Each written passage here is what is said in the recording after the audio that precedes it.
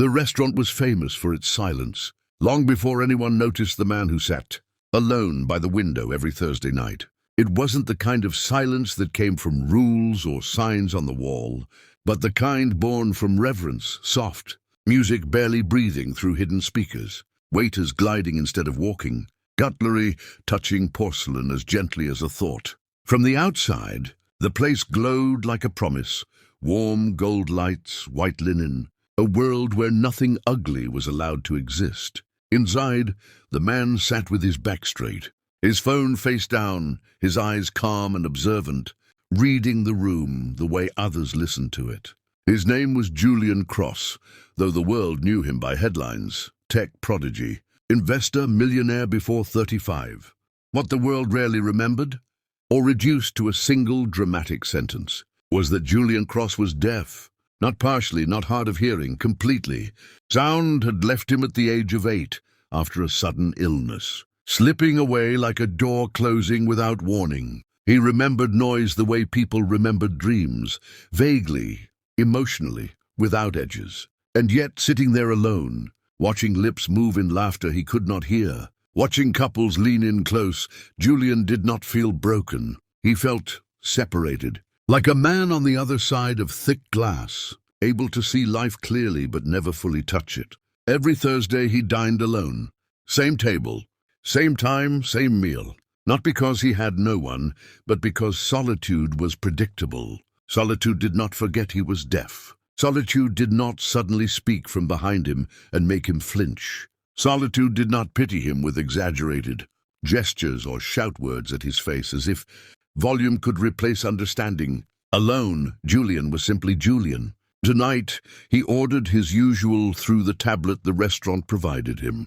Fingers precise, movements economical. The waiter nodded respectfully, already familiar with him, and walked away. Julian's gaze drifted back to the window, where the city glittered in confident motion. He liked watching people walk by, lives intersecting for seconds, then gone forever. He wondered, not for the first time, how many of them felt as alone as he did while surrounded by others. Near the back of the restaurant, a woman pushed a cleaning cart quietly between tables, careful not to disrupt the atmosphere. Her name was Rosa. She was invisible in the way service workers often were, noticed only if something went wrong. Her uniform was slightly too big, sleeves rolled up, hair tied back in a tired knot. Tucked into a sling against her chest was her 6-month-old baby, Matteo, asleep with his small fist curled into the fabric of her shirt. Rosa couldn't afford childcare that night. She couldn't afford to lose the job either. So she did what mothers have done forever. She adapted. She worked slowly, meticulously, whispering apologies to guests with her eyes when Matteo shifted. Most people didn't notice. A few frowned. One manager glanced at her sharply, then looked away. Rosa kept moving. She always did. Julian noticed the baby before he noticed Rosa. Perhaps it was instinct. Perhaps it was because babies communicated in a language beyond sound. He saw the tiny chest rise and fall, the softness of Matteo's face, the absolute trust in his sleep.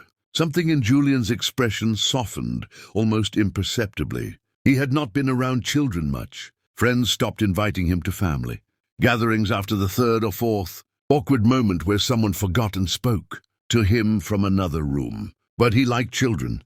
They were honest. They didn't pretend. They didn't get uncomfortable when silence stretched too long. Children lived in the present, and the present was a place Julian knew well.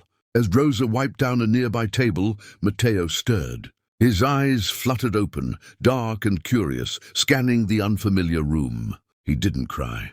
He didn't fuss. Instead, he stared at the lights, at the moving shapes, and then unmistakably at Julian. Babies did that sometimes. Chose a face and locked onto it as if recognizing something important. Julian felt the gaze and looked up, startled. Their eyes met. Matteo's mouth opened in a wide, gummy smile. Julian blinked, caught off guard, then smiled back before he could stop himself. It felt strange, the ease of it. The baby kicked slightly, excited, making a soft sound Rosa did not hear over the hum of the room. She kept cleaning. Julian raised a hand in a small, instinctive wave. Matteo responded by lifting his arm clumsily. Fingers splayed, a perfect mirror of the gesture. Julian's breath caught. Something warm moved through his chest, unexpected and sharp.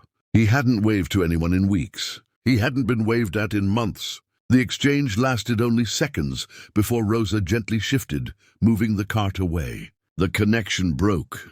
Julian watched them go, feeling a faint ache where the warmth had been. He told himself it was nothing. Just a baby, just a moment. When his food arrived, Julian ate slowly, savoring textures, watching the room. He noticed things others didn't.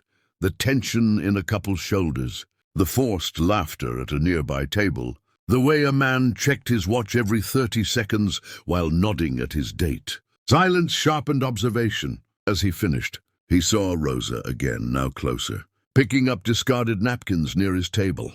Matteo was awake, eyes wide, fingers clutching at the sling. Again he looked at Julian. This time he did something unexpected. He laughed. Not a loud laugh.